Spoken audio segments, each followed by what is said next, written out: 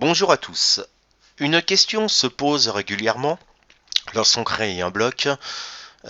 Doit-on mettre les objets qui sont à l'intérieur du bloc, qui composent le bloc, dans les propriétés du bloc, c'est-à-dire dans la couleur du bloc, dans l'épaisseur du bloc, dans le type de ligne du bloc, et ou dans le style de tracé du bloc, ou doit-on mettre les objets dans les propriétés du calque, c'est-à-dire en couleur du calque, épaisseur du calque, type de ligne du calque et ou style de tracé du calque. Je vais tenter de répondre à cette question. Ensuite, doit-on mettre absolument les objets dans un bloc sur le calque 0? Alors, dans la majeure partie du temps, oui, c'est préférable, mais bien évidemment, il y a toujours l'exception qui confirme la règle, et parfois, nous allons devoir mettre les objets qui sont dans un bloc sur un autre calque que le calque 0 pour des raisons d'organisation. Aussi, une autre question se pose.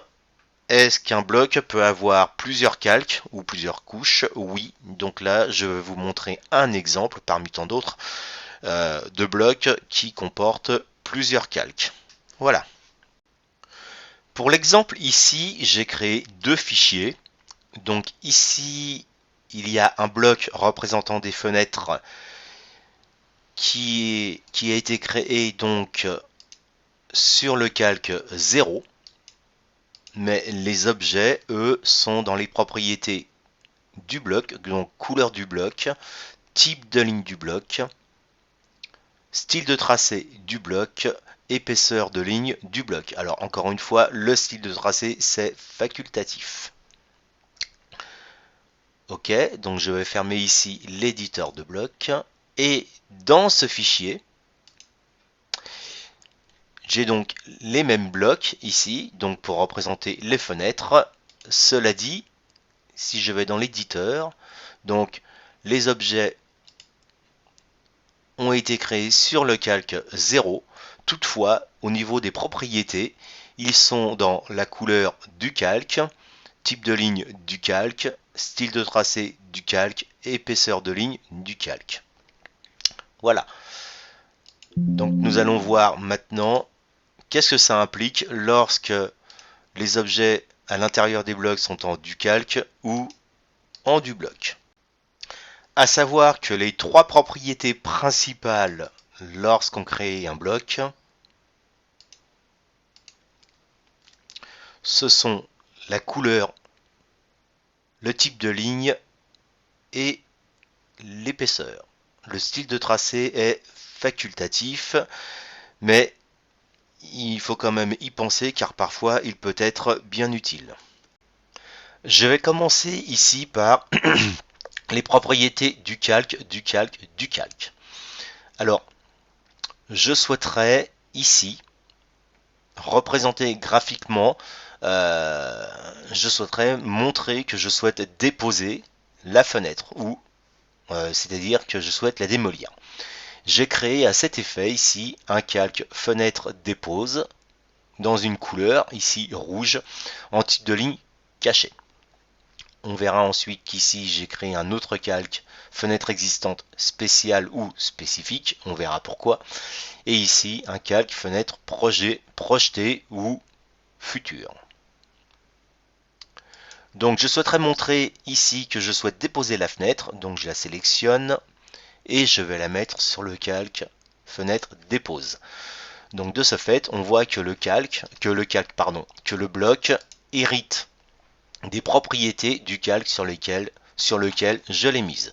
Si je vais ici dans le fichier où les propriétés des objets des blocs sont en du bloc, je voudrais faire la même chose, donc je sélectionne ici la fenêtre, le bloc, et je vais la mettre sur le calque dépose. Jusque là, rien de particulier, on a exactement la même chose, donc rien d'extraordinaire pour l'instant. Les blocs héritent des propriétés du calque sur lesquels je les ai posés. Donc ici, là maintenant, ici j'ai une réservation. vide et je souhaiterais représenter une fenêtre future. Donc encore une fois, ici j'ai un calque fenêtre projet. Je vais tout simplement copier le bloc ici, je vais le placer là, je vais le sélectionner et je vais le mettre sur le calque fenêtre projet. Donc de ce fait, le bloc va hériter de nouveau des propriétés du calque sur lequel je l'ai copié. Je vais faire exactement la même chose ici. Donc je vais copier le même bloc ici à là et je vais le mettre sur le calque projet. Donc encore une fois, pour l'instant, il n'y a rien de nouveau à l'horizon.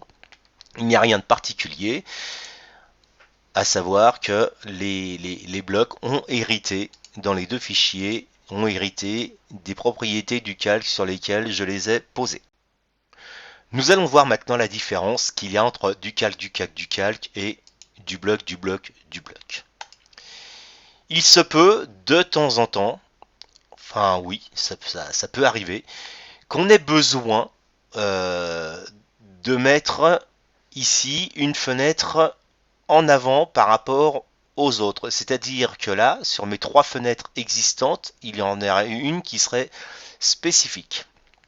Alors ici, comment est-ce qu'on va procéder? Il y a plusieurs manières. La première, c'est donc de créer un calque, ici fenêtre spécifique, de sélectionner ladite fenêtre et de la mettre dans le calque fenêtre spécifique. Alors bien évidemment que il peut y en avoir plusieurs comme ça et on va tous les mettre dans le calque spécifique. Alors justement, c'est là où la question va se poser. Pour un seul bloc, est-il nécessaire de créer un calque? Alors, oui, non, ça va dépendre de la rigueur et de votre manière de travailler. Encore une fois, il n'y a pas de règle universelle. Hein. Là, moi, ce que je vous donne, c'est une méthode de travail. Ce n'est pas la méthode de travail avec un grand L, un grand M. La méthode de travail universelle n'existe pas. Quoi qu'il en soit, je peux très bien maintenant ici, pareil, dire que ces deux fenêtres sont spécifiques par rapport à celle-ci. Très bien. Il y a une autre manière de procéder, et là par contre, elle n'est nettement moins bien que celle-ci, mais c'est celle qu'on rencontre le plus souvent. C'est que les personnes, plutôt que de créer un calque et de mettre le ou les objets dans un calque particulier,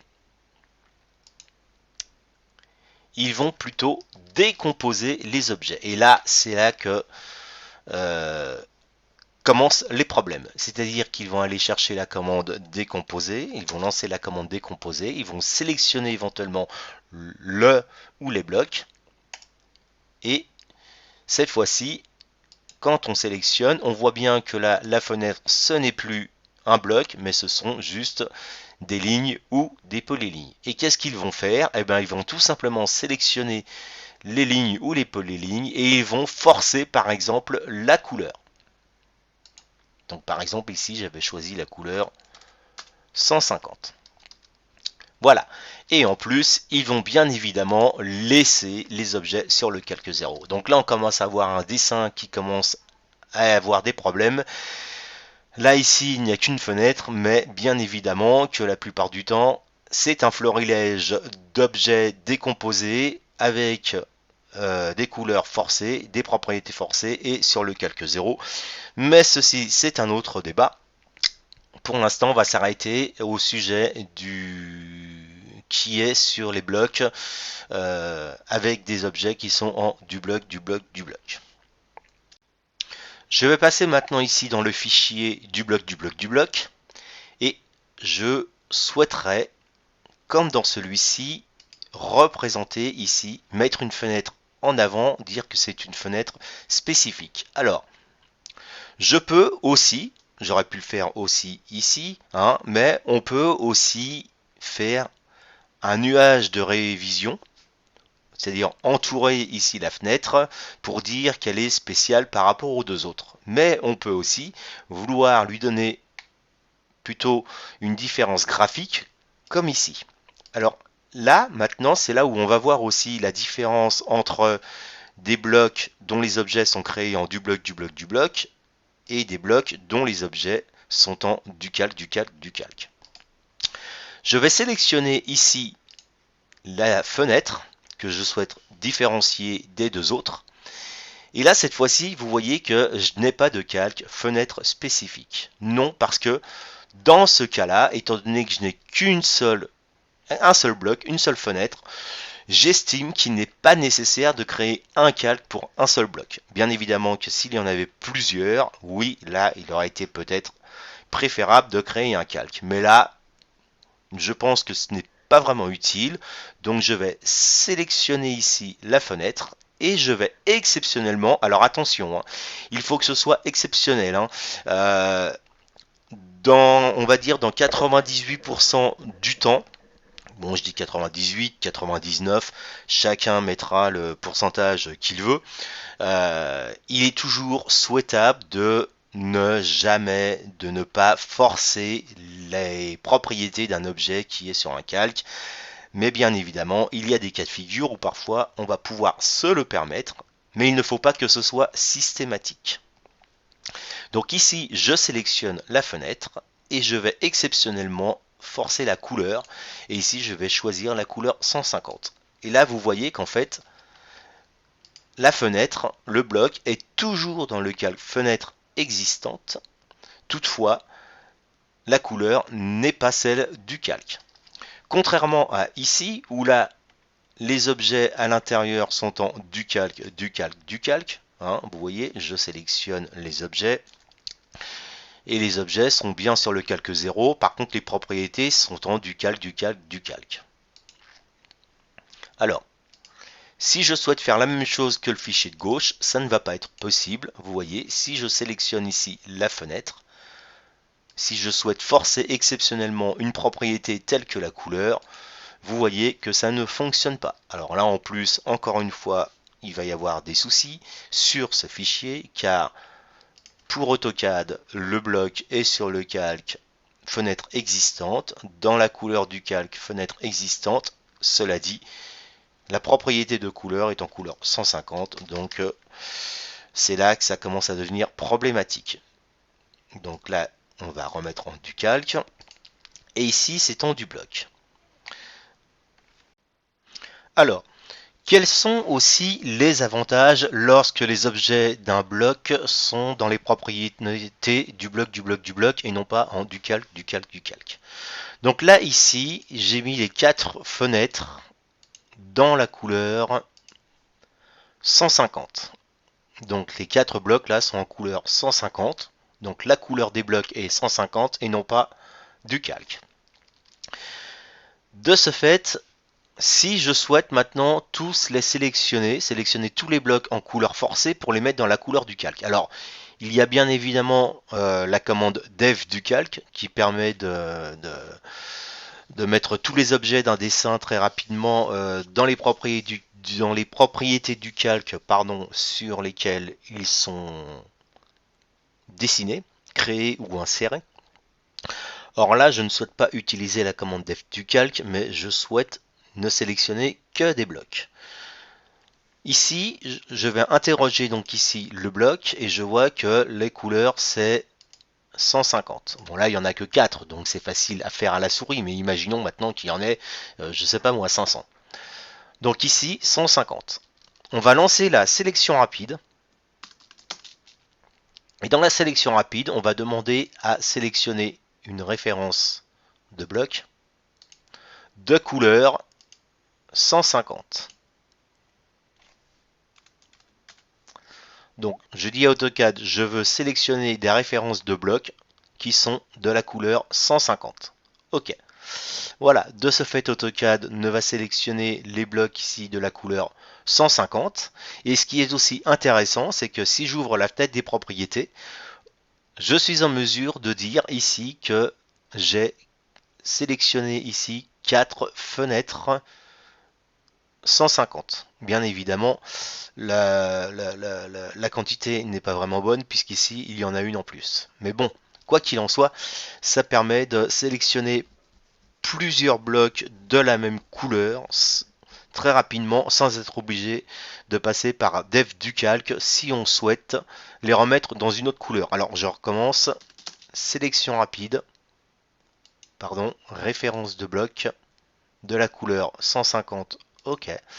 Et là, je vais les mettre en du calque. Et voilà, c'est fini. Donc de ce fait, on peut aussi remettre un dessin au niveau de la charte graphique perso de manière assez simple et assez rapide.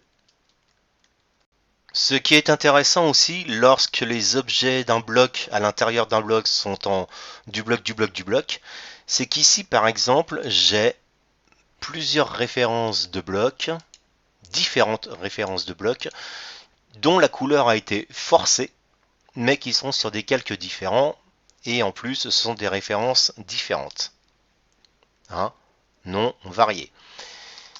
Et bien en fait, si je veux tous les mettre dans la couleur du calque respectif sur lequel ils sont, on peut tout simplement chercher à activer la sélection rapide. On va demander à AutoCAD de sélectionner des références de blocs, dont la couleur est la couleur 150 dans cet exemple. OK.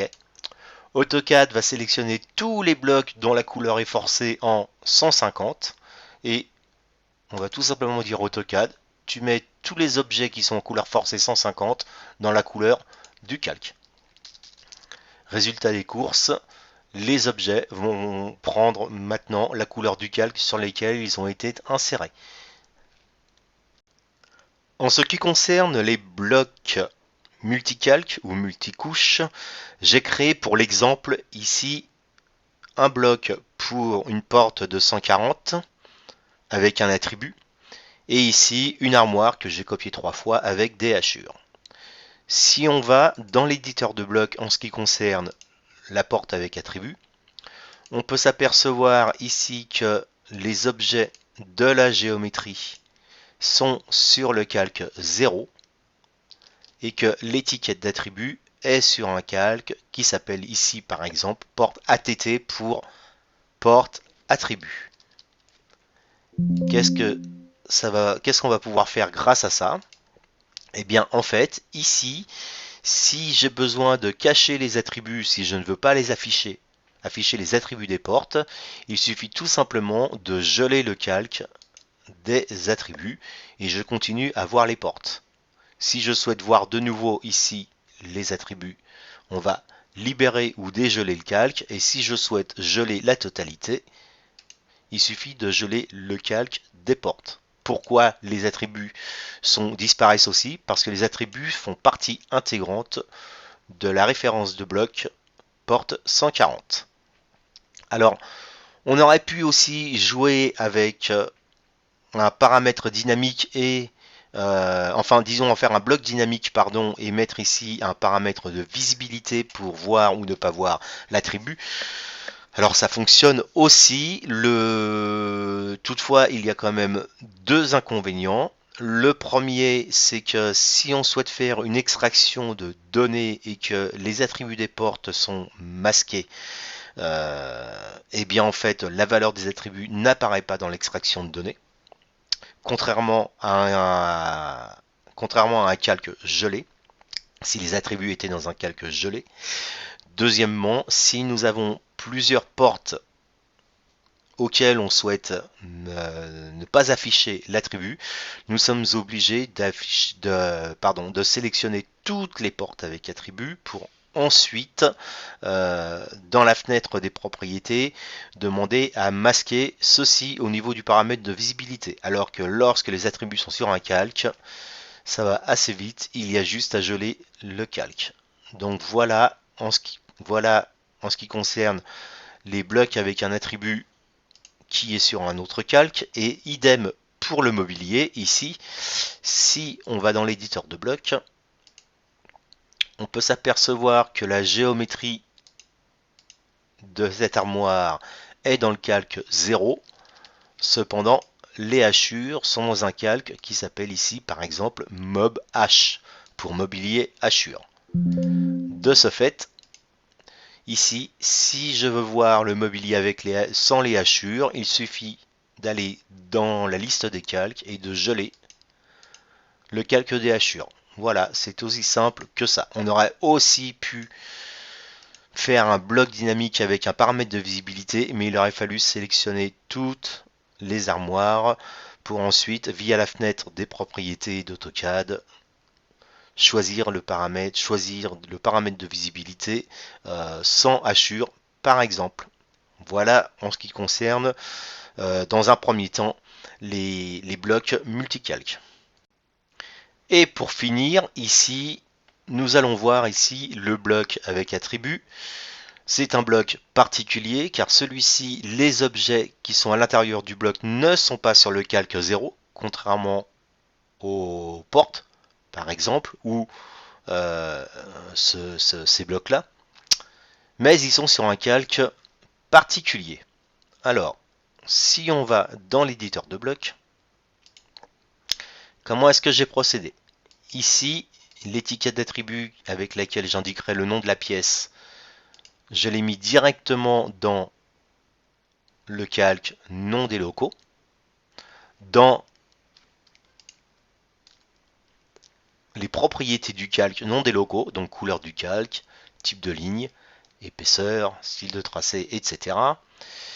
Ces étiquettes-là, les étiquettes d'attributs pour indiquer le nombre de personnes, idem, je les ai mises directement dans un calque nombre de personnes dans les propriétés du calque.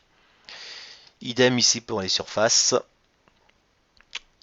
directement dans le calque surface, dans les propriétés du calque.